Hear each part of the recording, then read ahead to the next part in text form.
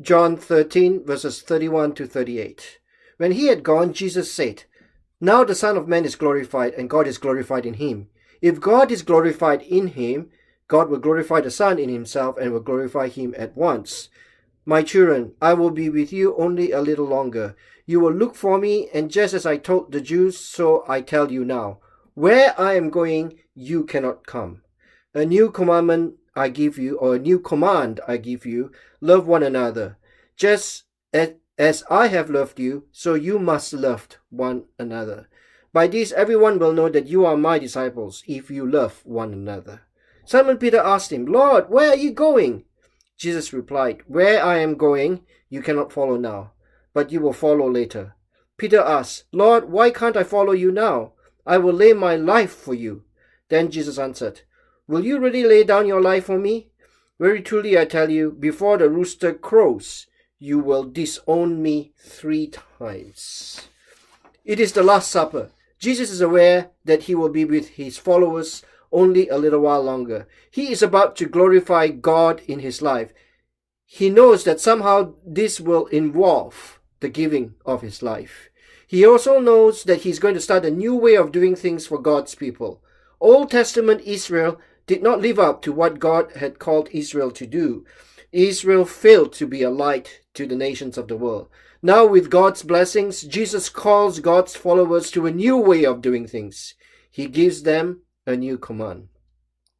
"A new commandment I give you, love one another. As I have loved you, so you must love one another. By this everyone will know that you are my disciples, if you love one another." God's new people initiated by Jesus will not be marked by the observance of holy days and temple sacrifices. It will not have a strict Jerusalem religious hierarchical framework. It will not have those restrictive food practices. Instead, this new community will be marked by love, in particular, love for one another. As I loved you, so you must love one another. By this, everyone will know that you are my disciples, if you love one another. However, the backdrop of this new command is terrible. It's horrific for Jesus. This is especially if you know the conversation that is developing in the room right now during the Last Supper.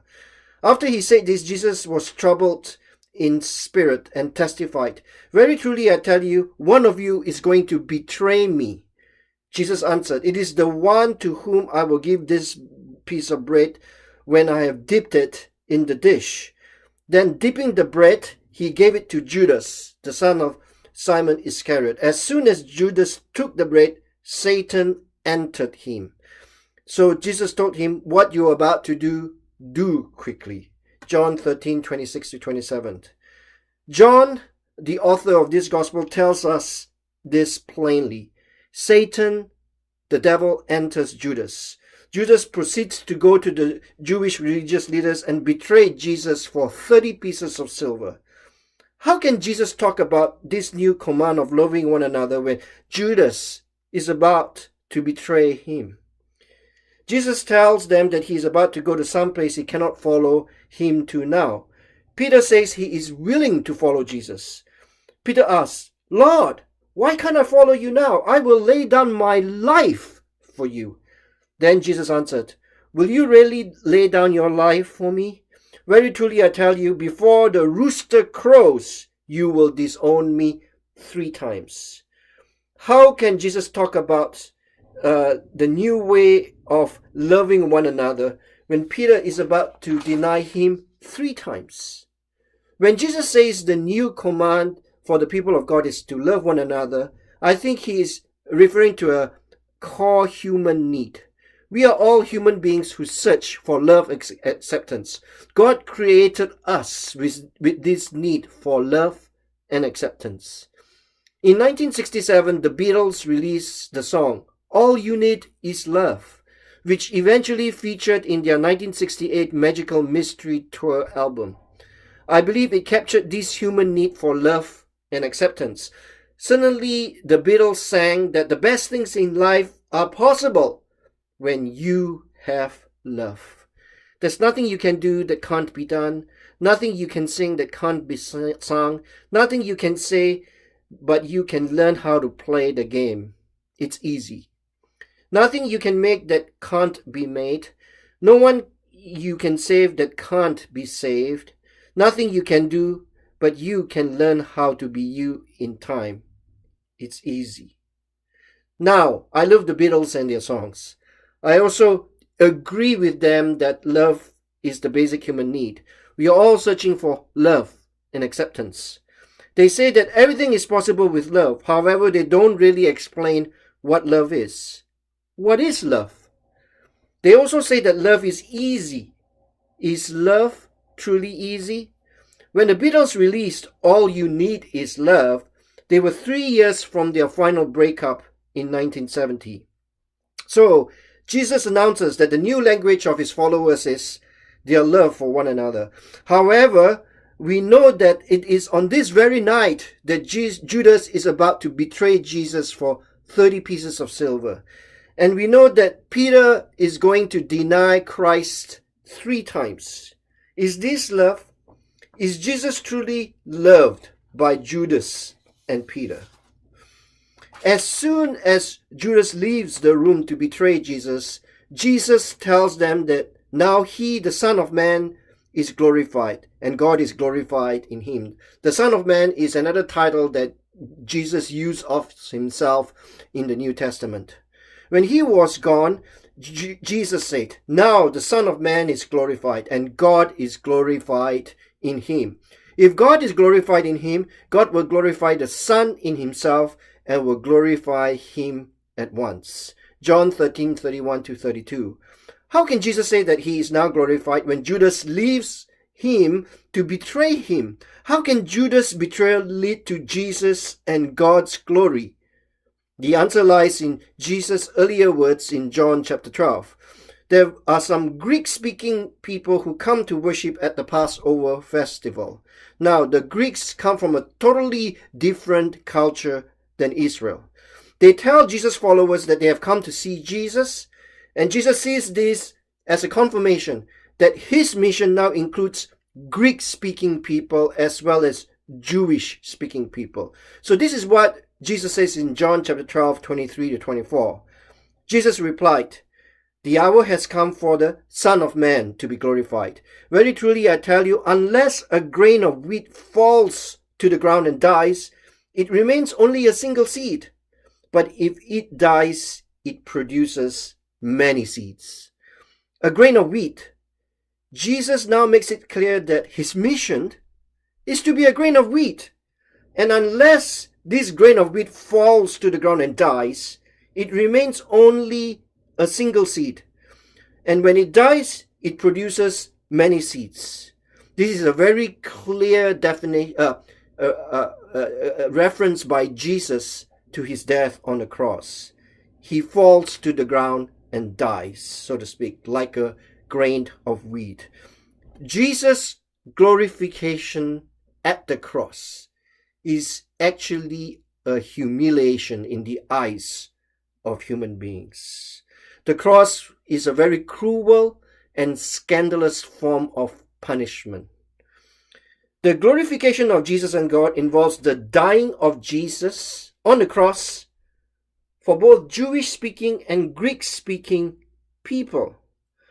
And the meal just before the cross is indeed the Last Supper. This Passover meal referred to in John chapter 13 is the Last Supper. This will be the last time he will have a meal with his followers. Jesus has an inkling that Judas is about to betray him.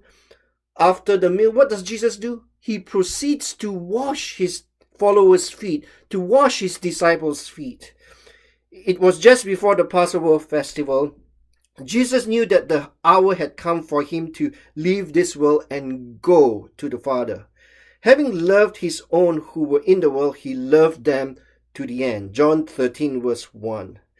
So this is the night before the cross, the night of the Last Supper.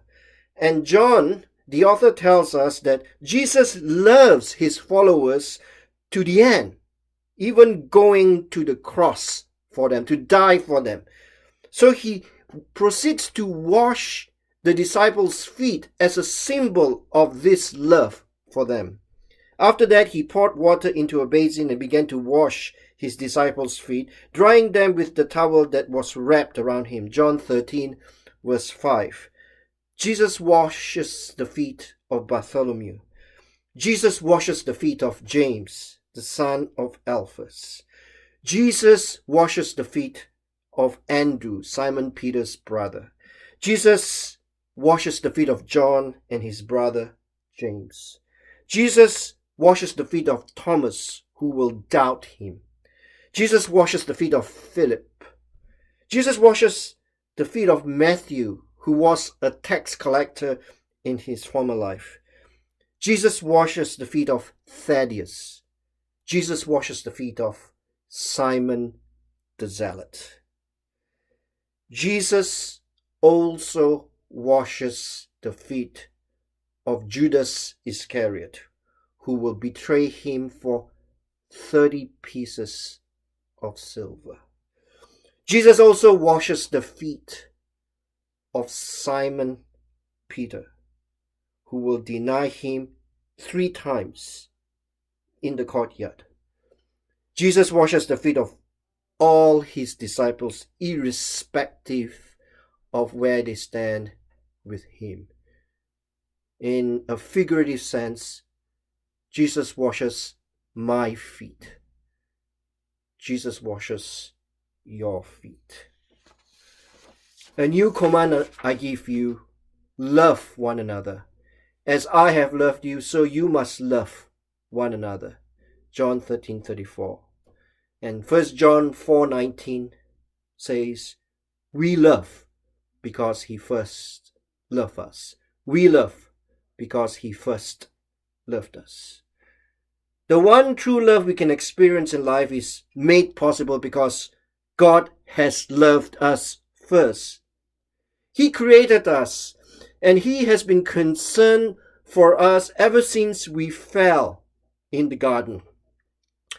And without God showing his love to us, we don't know how to love.